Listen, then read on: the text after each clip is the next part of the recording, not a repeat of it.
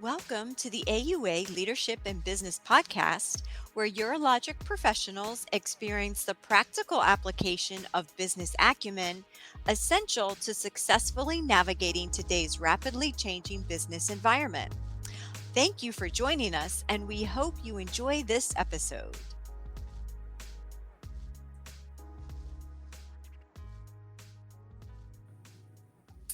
Hello and welcome to the AUA Leadership and Business Podcast, where urologic professionals experience the practical application of business acumen essential to successfully navigating today's rapidly changing business environment. I'm Nick Tadros, and joining me today to discuss the topic of insurance are urologists John Lacy and Sammy Elsamra. All right, so we're going to talk about a bunch of different kinds of insurance on this podcast, and I think it's important for people to start off knowing what are the important insurances that every person or every urologist needs. So Sammy, for example, tell me, what do you have insured in your house, for example? Did you buy the Best Buy insurance on your big screen TV, or the Apple Care on your iPhone, or your car insurance, for example? What do you have? I used to get duped into insuring those things, but I don't. I think it's really important to insure what is an important investment and what makes money for you. That's what's important. And so, obviously, in my house, I have home insurance. That's critical. I cannot afford to pay my home if I don't have a home to live in anyway. So I have in my house is my car. And so I have car insurance because, an accident could be catastrophic and, non-recoverable. But I think, things that are recoverable, that are mild hits, maybe you don't have to get insurance for it. In my house, I have my wife and kids who depend on my income. And so I got to insure myself because my wife's a physician, but she's part-time and she's a pediatrician, and she cannot sustain our living if my income isn't there because I'm not there. So I have life insurance. I also have disability insurance because if I'm no longer able to work, I'm insured there. So I think those are the insurances that I have in my house, my car, myself. And I think there's some other kind of nuances that hopefully we'll get into on this topic. No, I think that's a great start. John, do you have any other insurances that you have, and do you have your iPhone insured? I do not have curiosity. I do not have the iPhone insured. I now go with the purchasing the iPhone just whenever. Several years. I used to do the old thing where you kind of rent the iPhone. You buy the nicest new phone every year or two and pay for it monthly. I've gotten off of that, and I do not have the iPhone insured. I guess I'm a little bit self-insured on the iPhone these days, which is good. I will say the only thing I would add, I have those other ones, but I did not initially have an umbrella policy. Yep. And it was brought to my attention after a couple of years. I do have a pool at my house, and it was brought to my attention through something I was reading or another colleague, that it was pretty silly not to have an umbrella policy for a lot of reasons, but certainly if you have a pool or trampoline or anything like that, that could be hazardous. So that's a great segue into what we're going to talk about in terms of all the important insurances that any high income or high earning professional should probably have. I think one of the important things is to remember the purpose of insurance, especially for high income earners. It's to insure against catastrophe, right? So your TV breaking is not a catastrophe. Your iPhone breaking, that could be a catastrophe, I guess. But really just the important things that you need to insure against, because the rest of the stuff you can pay for with money that you're making with cash flow. And also, as you guys alluded to, usually those insurances tend to be a bad deal. So I think the first one that we all know about, we'll skip over quickly, but is health insurance. Obviously, there's It's important to have good health insurance for you and whoever are your dependents. There's a bunch of different ways to get that. I think the two biggest ones, and we won't really go into this, would be kind of your traditional health insurance, or one that's a high deductible health insurance that's oftentimes available to more private practice urologists. The big thing with the high deductible insurance is you can get, or you'll have access to your HSA, which is a health savings account that can also function as a pseudo investment account. But really, whichever one you choose based on your financial situation, I think that's really important. The next thing, as Sammy alluded to, I think is the car and homeowners insurance. Again, pretty straightforward, but there can be some nuances with that, especially when you bring in the umbrella insurance policies. So, John, you were the one that kind of mentioned the umbrella insurance. So why don't you tell me, or tell our listeners, a little bit about what that is and how it works? Yeah, my understanding of the umbrella insurance would just be that would be something that would sort of bridge the gap if there was some sort of probably large event, whether that be a motor vehicle accident with some sort of, either heaven forbid a fatality or lots of injuries that exceeded the coverage, or certainly some sort of tragic event, a drowning in a pool, or a spinal cord injury or something like this that would far exceed the kind of normal limits that you would have on those basic policies. And that just gives you a little bit of extra coverage. And again, those things aren't typically used. So I remember when I priced out what that actually was going to cost for like $2, $3, $4, $5 million in umbrella coverage, it was really, really affordable in the grand scheme of things. Certainly to things compared to like disability insurance, which is very important. In fact, it's the first chapter of the White Coat Investor Financial Bootcamp, which immediately I did not think of it as that important. It's not quite as sexy of a topic as investing or some of these other things we'll talk about, but it's obviously very important, as Sammy said, to protect one of your biggest assets, especially when you first start making money and you are trying to dig out of a negative net worth and save for retirement. Yeah, Sammy, any thoughts on the umbrella policies or anything like that? Any nuances to homeowners insurance or car insurance that you think any physician needs to know about? The only thing about homeowners insurance is you kind of want to have a good provider for it.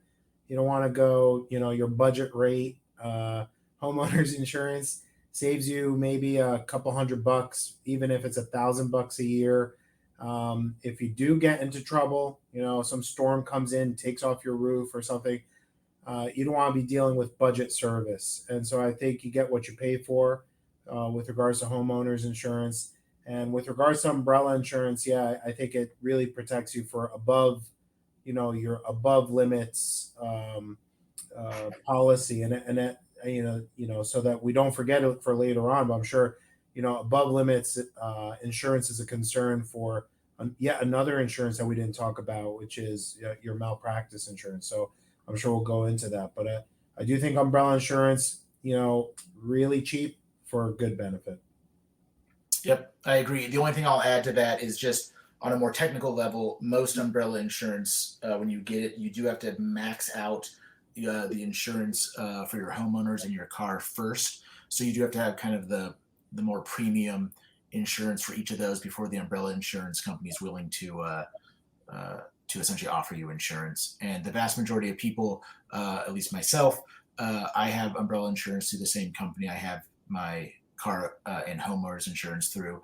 And I think, as everyone already mentioned, you can't underestimate how cheap this insurance is for what you get. So I have a $3 or $4 million policy, and it's less than $1,000 a year.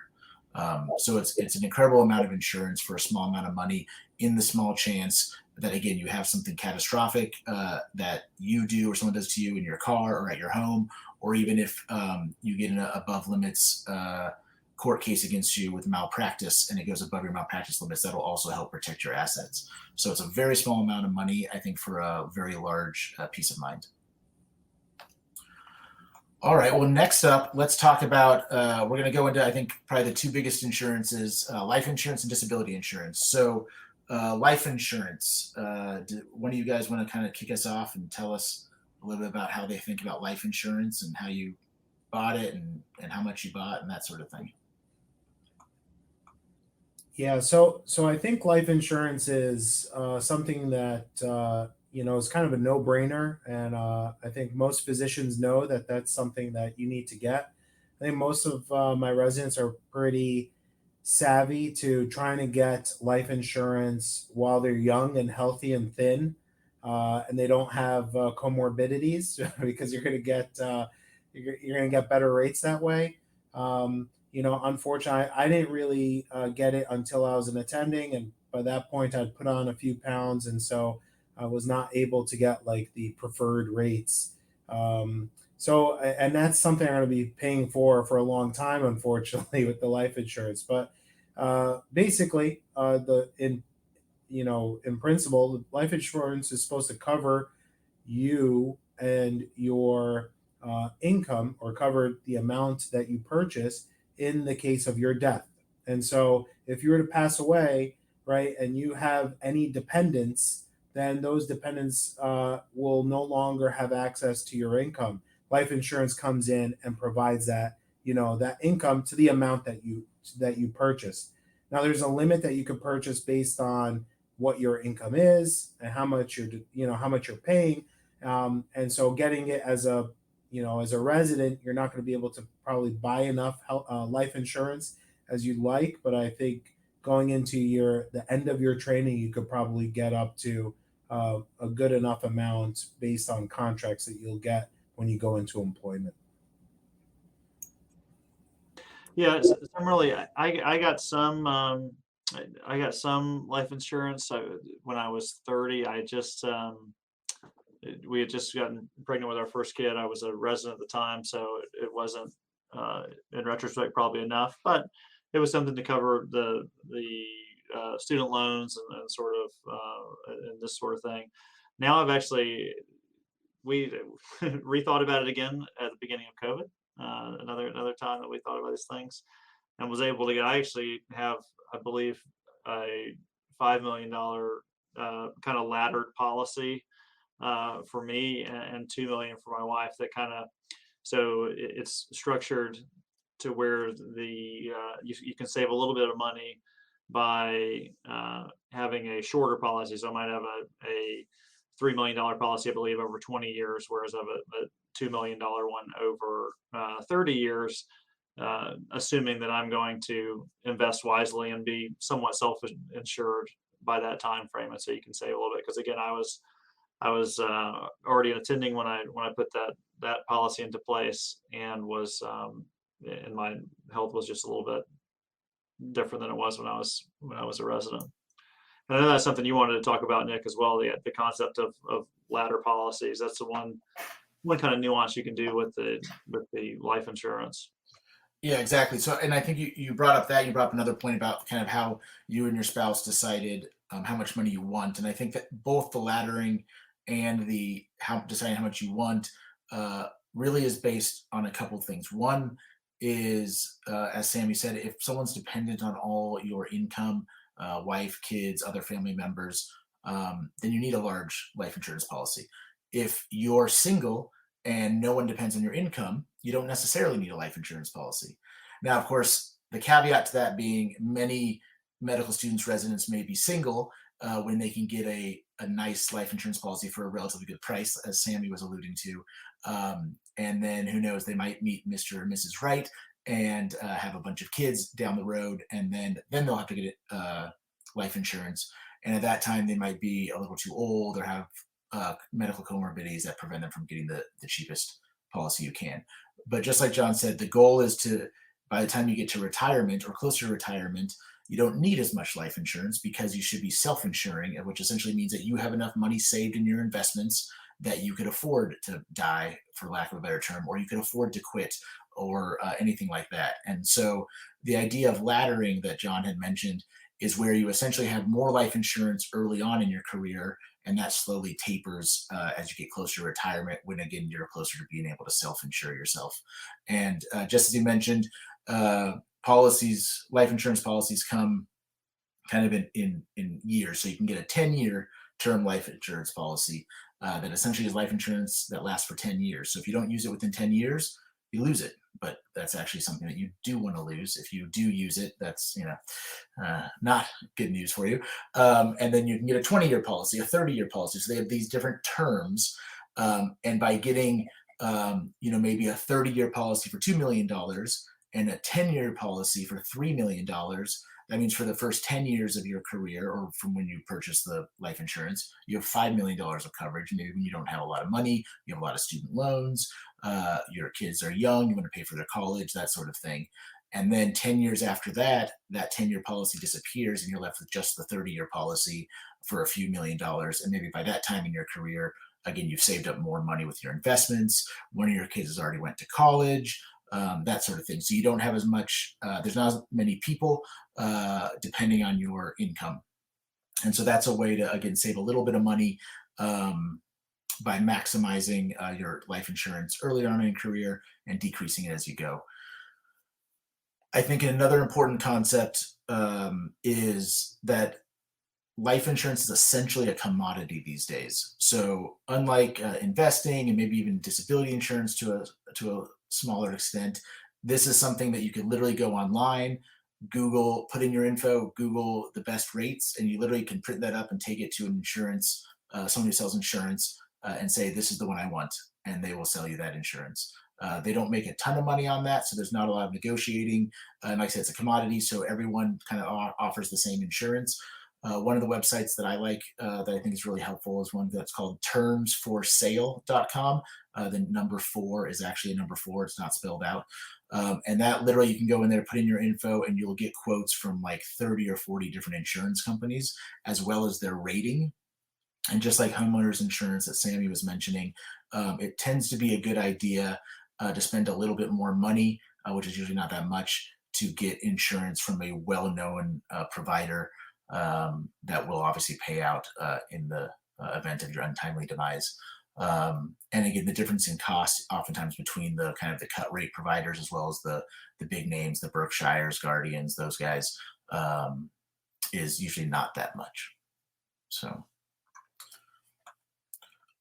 all right, well, I think we've exhausted life insurance. Let's talk a little bit about, I think, the much more complicated insurance that all of us doctors should have, which is disability insurance. So I don't know if either one of you guys want to add a little bit or start our topic off on disability insurance. Yeah, I think there are some basic things. The way I've heard it described is there are certainly some things that you want to take into account. Every single person should, it's a must, you got to have it. And then there's some that there's some debate. It depends on how risk averse you are, how much you want to sort of invest in that insurance. I know one thing we wanted to touch on is the gender specifics, right? So this one is a little different for males and females. In general, women are going to have more like higher premiums. So men should buy gender specific policies, whereas women should try to buy gender neutral policies and should try to buy them before becoming pregnant if possible. That's another thing to you mentioned that a little bit with the life insurance as well, but timing can be very advantageous there. Another one, certainly specific to urologists, is going to be specialty specific insurance, right? So especially for folks that do surgery or procedures, you want to be insured for that. And so you can't say, well, I lost my right arm, but I do have a medical degree, so I could go do surveys or talk to people in the office or so. You want a good policy with a reputable carrier that's going to cover you from your specific specialty. I think that's especially important for urologists. Let's and I think that you bring up a really good point. I think there's a lot of questions and hesitancy and concern about this specialty specific, or the idea of a specialty specific disability insurance. So Sammy, I don't know if you want to chime in on your thoughts, but I know personally, I think just like John said, it's incredibly important for all of us to have specialty specific insurance. The problem is it can get a little murky when you're actually out trying to buy this insurance, because a bunch of the insurance companies have different names for this. And there's also different kinds of sort of profession specific insurance. So there's, I think at its most basic form is just disability insurance. So if you become disabled and you can't work, then they pay you. If you're not disabled or you can do any sort of work, they won't pay you. That's not what we want, right? So if you're a high earning urologist making $1 million a year, and you lose a hand or an arm and you can't be a urologist anymore, but you can work at the Quickie Mart down the street. If you have disability insurance that doesn't even cover your own profession, then they will not pay you a penny of that disability insurance, because they'll say, well, you could pump gas at the Quickie Mart or you can ring up people at a register. And then you've went from making $1 million a year to, if you're lucky, making minimum wage. And that disability insurance was all for naught.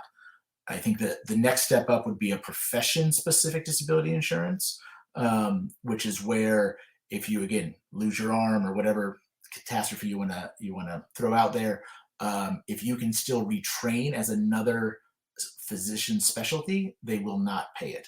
So again, you lose your hand, you can't operate anymore, but they'll tell you, well, you're only 57 years old. You could actually go back to family medicine residency and become a family medicine doctor. And that's actually something that you could theoretically do. And so they won't pay you a penny of your disability insurance, because they're like, you can still work as a physician, maybe not the physician you want to work as, but if you can work as a physician, you're still going to lose all that disability money. And then finally, like John said, you want specialty specific, where if you cannot work as a urologist, you'll be able to collect your disability insurance. So even if you retrain as an anesthesiologist and you're making $1 million a year as an anesthesiologist, you can still actually get your disability money from not being able to work as a urologist.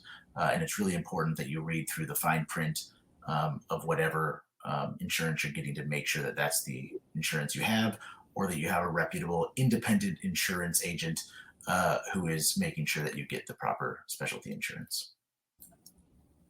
Yeah, Nick, thanks for clarifying that really precisely. And I think one important point I wanted to bring up too is that the benefits from disability insurance are actually tax free. So if you're paying them with post tax dollars and you're independent, then it's a tax free benefit. Whereas if you have your employer, I think it's a very important point to bring up. If you're getting disability insurance through your employer, that benefit, if it's paid out, is taxed.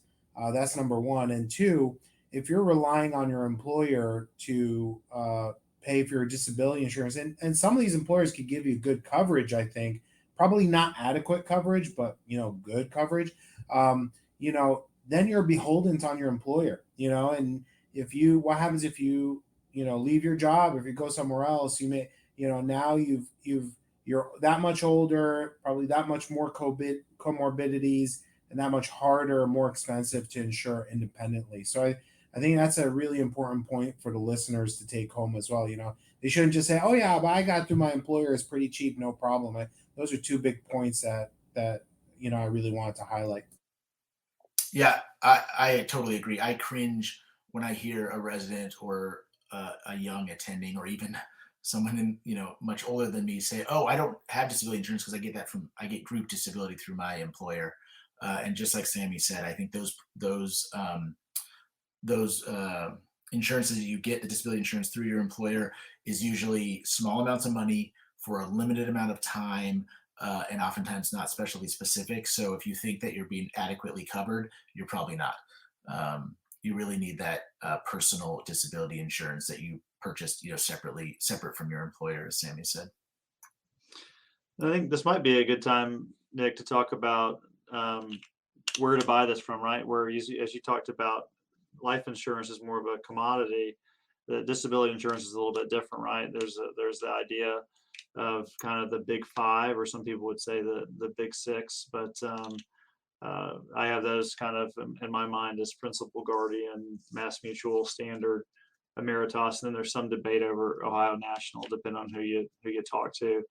But I think the big thing is going through an agent that can compare and contrast policies from all of those companies. And so you're not just going to someone and saying, I want this policy, and they're selling you all the bells and whistles and whatever they get commissioned on. The old adage that you don't want to go to a barber and ask them if you need a haircut.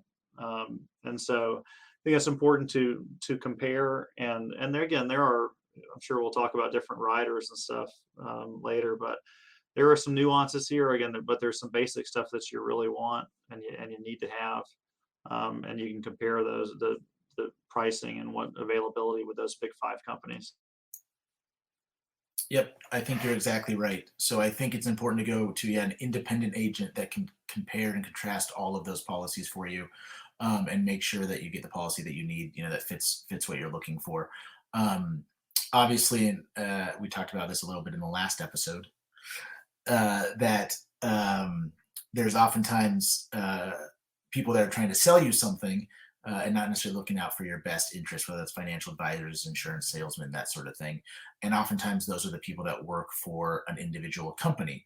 So it's tough if, your parents had their money with Principal, let's say, and then you put some investments in college with Principal, and then, this guy or this woman's a family friend, and you call them up and you talk to them. They're like, hey, I heard you're going to be a doctor soon. And, we sell disability insurance, and they take you out to dinner and they tell you about their disability insurance, and it might be good, but it might not be. And so I think that's why it's important to have that independent insurance agent who is not beholden to any one company, even if it is one of the big five or big six, that's able to find the essentially the policy that's best for you.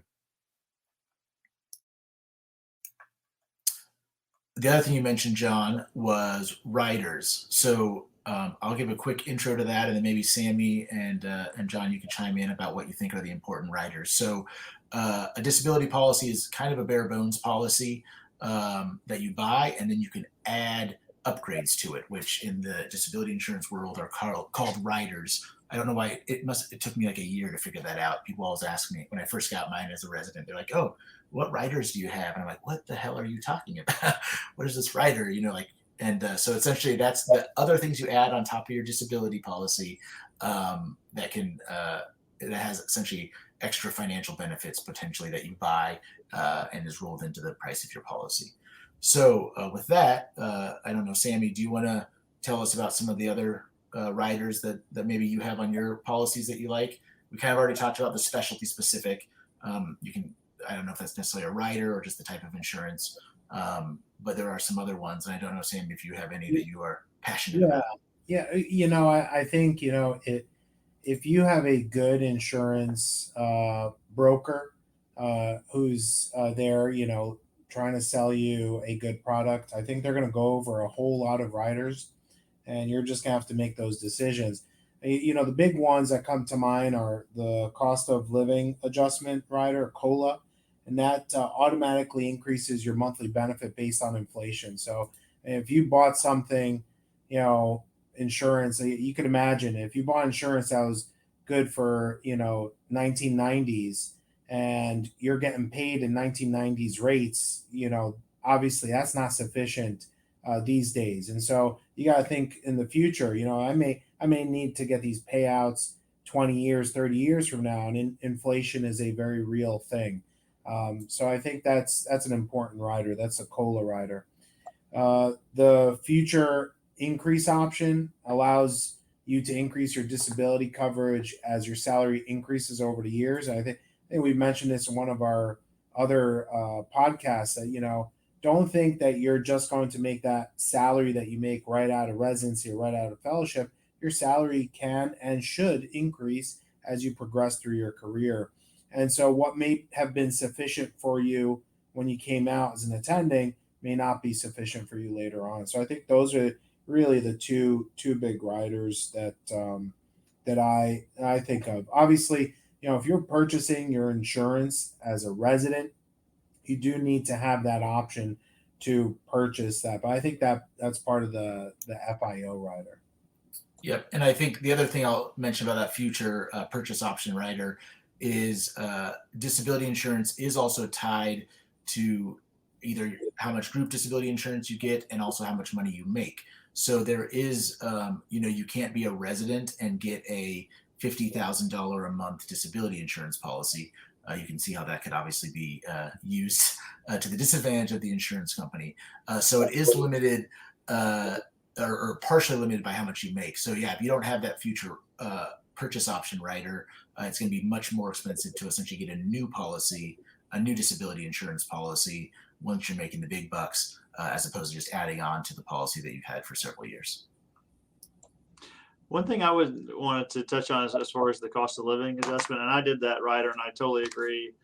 It's a kind of a personal decision, and you want to trust your agent and all. But one thing I kind of found preparing for this podcast was, I think with the adjustment to inflation, the way I understand it is it doesn't kick in, that adjustment doesn't kick in until it starts paying out. So for instance, you get a policy in 2020, you get disabled in 2030, you're getting paid out whatever your policy that you bought. And then as you get, as the years go on, it rises with inflation there, and I have up to 3%. But that's important because that's one thing you might want to drop off if you've only got 7 years left on your indemnity period. You got to take that into account as time goes on. And I had somehow missed that in the first go round. Is that how y'all understand it? Yeah. Yep. And that's a great point. So if you go for the first 30 years of your disability insurance policy, having a job, not being disabled, and then you start 30 years after you got your policy, you're going to get the exact same amount of money that you paid for 30 years ago. And then it'll start increasing at 3% once you start withdrawing that money. So yeah, it's a nice adjustment. But yes, if the longer you've had your policy, I think the less reliable that is to really help your finances. And I just gotta say, John, I really love how, I can see it because I, think it perhaps maybe, but driving yourself towards no longer needing insurance is key. I think that should be everyone's goal. I think FIRE is such a great concept, but I think it's a little bit extreme in my opinion. Now people, they could decide what they want, and there's a whole spectrum of people of how much they want to spend, how much they want to save. But I think that drive towards being able to self-insure is so critical, and I think that's an admirable goal for everyone to have, is to kind of to drive yourself towards that point where you don't need insurance. What do you guys think about catastrophic? Do you have catastrophic on your? I got it, and I remember that. I know that's controversial. I don't remember exactly how much that changed from my policy, but I remember I felt pretty comfortable with our agent. He was actually on some of these riders saying it's not that much, but I don't know if I'd even recommend it. So I did not feel like I was getting sold, so to speak. But I know that's one of the ones that people go back and forth about. It's not like clearly necessary. Yeah, I think I got catastrophic, and I think it really depends on who your insurance agent is and how much you trust them. I think there are some riders on there, for instance, like if you need long-term retirement placement or long-term SNF placement, that's a rider that's on a lot of these disabilities. And my provider, I think, was like, no, you don't really have to go after that one. Yeah, I agree. I think a lot of those long-term care riders or long-term care insurance, which you can actually buy separately outside of all these insurances we're talking about, to me are not worth it. I think the risks or the cost outweighs the benefits. In terms of the catastrophic rider, I do not have the catastrophic rider. Honestly, if you ask me why I don't have it, I don't remember. I think when I got my policy as a resident, I was probably looking to save a little bit of money, and it didn't seem like to be the right call. But I think it is I think it's a very reasonable rider, and I think, as I recall, you can also get different amounts of catastrophic coverage. So if you do want to sort of tailor your catastrophic coverage, or you don't want to spend as much money in that area, you can get a smaller catastrophic rider as opposed to a larger one. So something to keep in mind as well. Now, Nick, I know we're kind of tight on time here, but I think one thing that we should talk about, and I'm by no means an expert on this, but I think it should at least be broached, is the idea of whole life insurance. And it's got a lot of different names, but it can be confusing. And I did not get pitched that too hard that I recall, and I never had that, but I know a lot of people do. Can you speak to that and how to tell that apart from other insurance vehicles? Yeah. So I think all of us on this podcast have the same feelings about whole life insurance, but it is a complex, quote, insurance policy. It's actually more of an investment vehicle, but it is an insurance policy that wraps investing and insurance into one policy, and is oftentimes targeted at high income professionals, specifically doctors. The old adage for whole life insurance that I'm sure many people have heard is that it is a product that's made to be sold, not to be bought, meaning that essentially the person who's selling you this, the insurance agent that's selling you this, is probably going to make a lot more money off of it than you probably will with your policy. I'll be honest, I don't know a ton about it. I know enough to know it's not a good idea. But essentially, I think when you start mixing insurance and investments, it tends to turn out to be a bad idea. And with most whole life policies, you're actually essentially putting money into the policy, and it's really not even worth anything until you've put in quite a bit of money. And it gets very complicated after that. I know, for example, someone once told me, or maybe I read it in one of the finance books that we've mentioned in our first episode, that if you can't understand what the product is, what the investment is, what the insurance is, you probably shouldn't be putting your money in there.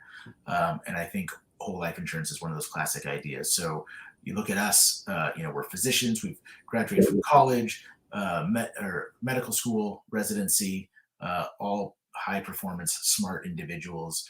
As I mentioned, I got my MBA a few years ago, and I still look at whole life insurance policies and I don't quite understand how they work.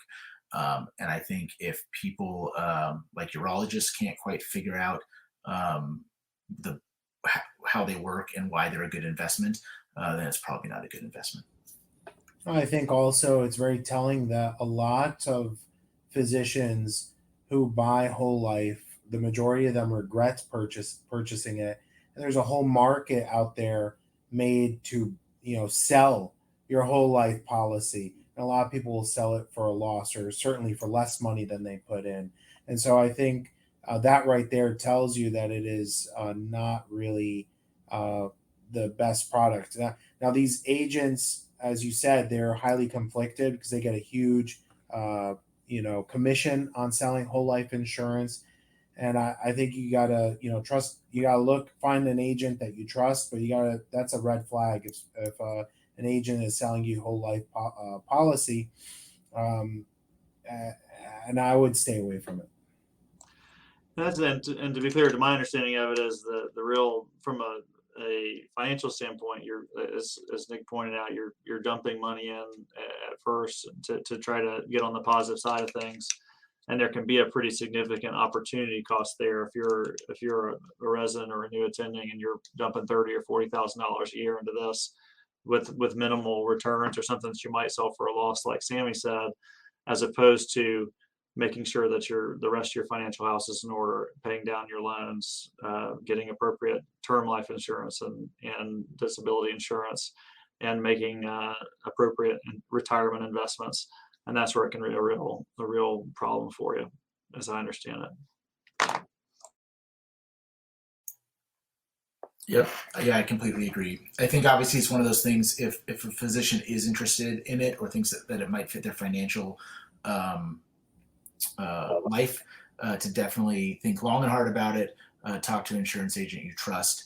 But I think for most physicians and high income earners, it's probably not worth the high opportunity cost, the investment, when that money can be better served getting good disability insurance, good life insurance, separately from your investments for your retirement.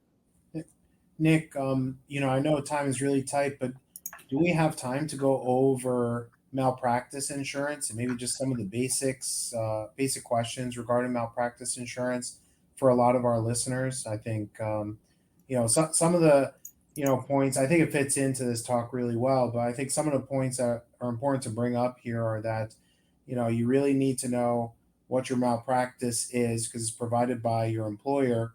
You want to make sure you have tail coverage, because if you leave a job and you don't have tail, you're going to be responsible for paying that tail the rest of your life. And so if you have tail coverage, the period that by which you were employed by that employer is covered for the rest of your life. And I think that's an important topic. I don't know if you guys have any other thoughts about malpractice insurance. No, I think the tail coverage is huge when you're looking at a contract. Contracts are usually, it can be unnerving, and there's so many emotions and everything else involved with choosing a job. But that's one thing I paid attention to in all the different jobs I looked at. And there were a lot of contracts that didn't have tail coverage. And that, boy, when you look at the data on how many people change jobs in the first 3 years, it's substantial. And you think it's not going to happen to you. I know several good friends, very reasonable people, smart people that have changed jobs in those first 3 years, and it happens, and that can be crippling if you're in the midst of already, again, taking a financial hit like we talked about on prior episodes with a move and selling a home and all that stuff. And then on top of that, if you're settled with what can be a really large number for tail coverage, that can be devastating. So that's an excellent point. Yeah, and I think it's critical to make sure you know the nuances in your contract. If folks wait out the term of their contract and they leave, there may be tail coverage, but there may be caveats in there that if you leave prematurely, or if you're fired, or if you, whatever the terms are, you may not qualify for tail coverage. And I think that's just a really important nuance. And again, a lot of these topics could be podcasts in and of themselves, but really looking at your contract is important. Yeah, and I think especially with, as John said, more people changing jobs and stuff, it's important you have the right kind of tail coverage. Another example of that, I think, is if you're doing locums, whether as a full-time career or you're just doing some locums here and there, you really want to make sure you're covered. And that tail coverage is obviously important. The two, that's usually comes with the occurrence type malpractice insurance, where as long as the injury or the whatever you're being sued about occurred while you had the insurance at your practice, even if they sue you 5, 10, 20 years later, that it'll still be covered. The claims made type malpractice insurance is the one you want to try to avoid, which means that it's only covered if the claim is made so that they sue you while you actually have that insurance policy. So if you've left your job and you're at another job or whatever, and you get sued for something you did at that previous job, if it was a true claims made insurance policy, you would not be covered. And like I said, some of those do have tail coverage, so it's a claims made policy with 5 years of tail coverage or something like that. That could be obviously better than just a straight claims made policy, but I know personally I'd be very uncomfortable with the idea that my malpractice is only going to cover me out for 5 years past wherever that previous job ended. Yeah. Well, I think that covered most of our insurance topics. It was a little bit of a whirlwind. I don't know if Sammy or John, you have anything you want to add before we close up? No, I think don't insure your TV. Insure what matters. Insure what's going to make you money. That's the important thing. Yep, I agree. I think the big ones, that we kind of went over, at least to some degree, are good health insurance, disability insurance, malpractice insurance, and homeowners and car insurance with an umbrella policy, and life insurance. I think those are the big ones that everyone should have. Whole life insurance that we talked about, probably not the best investment for most physicians. But if you have those other 5, you should be pretty well insured against catastrophe. Well, I think that's about all we have for this topic. Thanks for listening to the AUA Leadership and Business Podcast, and make sure you tune into our other podcasts regarding personal finance for the urologist and investing for the urologist. Thank you very much.